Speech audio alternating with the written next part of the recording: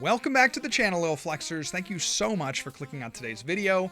My name is JW Kriwal, aka Flex Daddy, and this is the best place to be to learn about the Pokemon TCG and have some fun along the way. Now, the Latin American International Championships just wrapped up this last weekend, and it wouldn't be a major tournament in the Pokemon TCG without a little bit of drama. This tournament's drama centers around Tord Reklev, who is DQ'd from the event in day 2.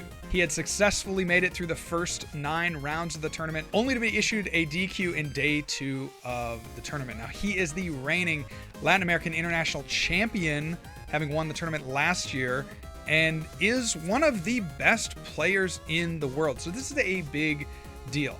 I have my personal thoughts on what happened, but in the name of journalism, I'm going to just try to present you with what was actually said by Tord himself and the players that were there, and let you guys make up your mind. I am getting all of my information from twitter.com and Tord Reklev and his post here. Please feel free to go to his profile and read more if you're so inclined.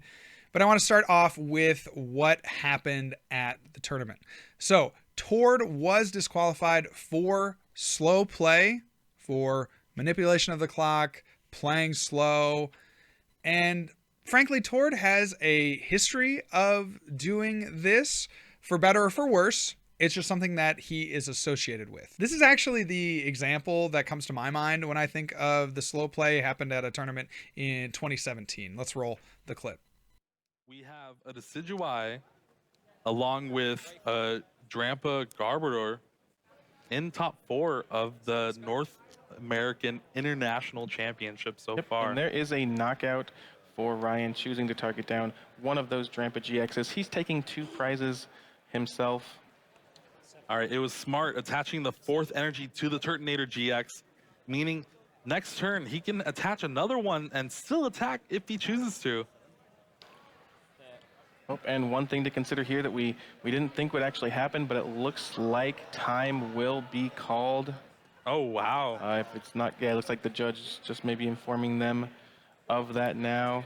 Time has been called. We do have confirmation. And with Tord not promoting a Pokemon or drawing a card, that means Ryan is turn 0.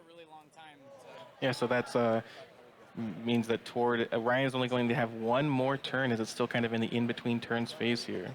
So being in these types of situations is not something new to Tord Reklev, and in fact, some might even argue that he invites this kind of discussion and drama based on some of the decks that he plays and the way that he plays the game. So let's take a look at what he has to say here. Round 3, day 1, I played against a friend from Japan. Gardevoir versus Snorlax Stall. It's important to note that in this tournament, it was the newest tournament with the Paradox Rift expansion, and Tord opted to play what he's been playing for the last year or so, ever since this was an archetype, of Gardevoir. Got second at Worlds with it, has played it all last year, and is continuing on this trend, playing it into the new year. So Gardevoir versus Snorlax Stall. We played a long game 1, which we both knew would decide the series. I lost the game, but without any warning, the judges issued me a match loss for pace of play. The next day, during round 11, I get pulled out of the match during the end of the set, also without any warnings or other indicators that something was wrong, and I am informed that I am getting another match loss for pace of play. The floor judges then greatly exaggerated when speaking to the head judge. This included claims of a 13-minute turn, among other things. Unfortunately, this is escalated to a DQ because of the situation yesterday. A very interesting initial statement here from Tord. Again, I don't want to make any judgment calls, and please don't bash Tord or the judges, no matter whose side you happen to fall on here, because that's not what this video is about. This video is about just bringing to light what happened and trying to provide you with some more context. I find it very interesting that in the early parts of the tournament, there was no warning given and a match loss was issued. That's generally not how judges operate, especially at high level events like an international championship. A lot of times you'll see a warning issued first, And then if the play is continued at that pace, then the warning will be escalated into a game loss, a match loss, a disqualification. So very interesting here that the perceived, again, we don't know the full truth, but the perceived first step was a game loss. That seems a little out of character for most of the judges that I interact with. He goes on to say there were multiple judges watching me every round throughout the tournament. And at the last match, they admitted to having put no less than 4 judges on the task. 4 judges watching one player. That seems excessive, especially when I feel like at most events there's such a judging shortage. But I digress. I just wish that the judges would have been more communicative, as both my opponents and I saw no issue. We're actually going to get to that because there are some interesting replies to this tweet that give a little bit more context. Of course, if we're just taking Tord at his word, he did nothing wrong. And that might frankly be the truth. But what we need to hear as well is from what the other players are saying, maybe his opponents. And we actually get a little bit of that in the reply, which we'll get to in just a moment. He goes on to say, just getting handed match losses and DQs without any indication that my pace was not good enough is against the guidelines for judges in the first place. But as a player, I don't have much power. The people here in Brazil have been so amazingly kind and friendly to me, and I'm sad I will probably not return after this experience. My DQ is one of many questionable decisions made by the staff at LAIC over the years. And then Tord makes a call to action. If you played against me during any round at LAIC, feel free to share your experience. So, let's go find some replies. Here is one reply from one of Tord's opponents. Jacob Stillwell says, our game felt completely fine before the judges pulled you out of it. Game 1 went kind of long, but that's how Guardy versus Lostina goes. At no point in our set did I ever feel like you were taking advantage of the clock. I am sorry this happened to you. Mario says, spoke to both his day 2 opponents. He won 2-0 into Guardy Mirror round 1 with 15 minutes remaining. It's pretty fast for that matchup. And his round 2 opponent said Tord won game 1 and was about to win game 2 by a landslide with 15 minutes left when some judges came over and took him away. Both said he was not slow playing.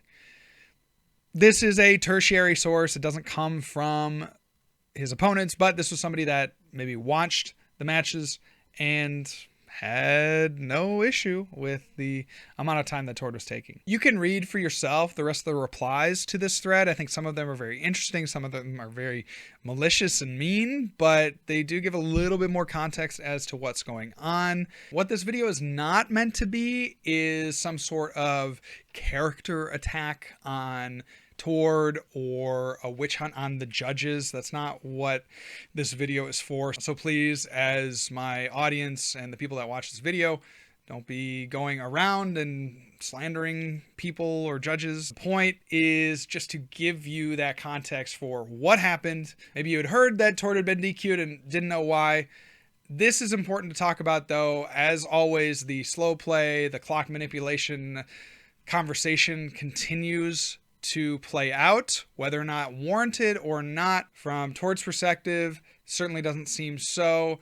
I know there are other players in the thread that maybe gave a little bit of a different story, and I'll let you guys go figure that out for yourselves. But I want to know what you think. Please leave me a comment down below. We can continue this conversation. Again, keep it civil, keep it respectful. But I want to know what you think. Do you think slow play should be punished harder? Do you think that this seemed like a case of slow play? Do you think that the judges should have given Tord a warning before escalating to a match loss? I want to hear your thoughts on the entire situation. So that's going to do it for this video. Thank you guys all so much for watching. If you enjoyed it, please make sure to like and subscribe. Otherwise, I'll catch you on the next one. God bless. If I don't see you soon, I'll see you later. And remember, good luck. And also have fun.